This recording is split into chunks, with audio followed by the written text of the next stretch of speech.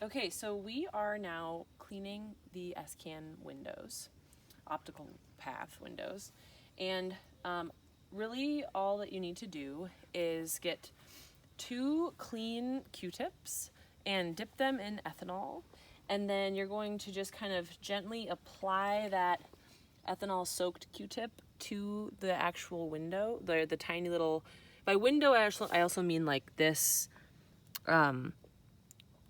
little window.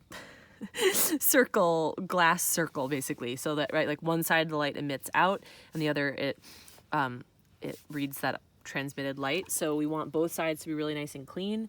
So you're just going to kind of apply this ethanol soaked Q-tip to the windows for a couple minutes. You're not like scrubbing, you're just letting them kind of sit there and let the ethanol potentially kill any biofilm that is on the window and that isn't getting wiped away by the wipers. So we've actually probably have had it on for a couple of minutes. So then when you take it off, all you need to do is, we have a DI squirt bottle, is just then rinse down the area with DI. If there's like visible gunk in the optical path, number one, that's probably a sign that the wiper is not doing as good of a job as it should.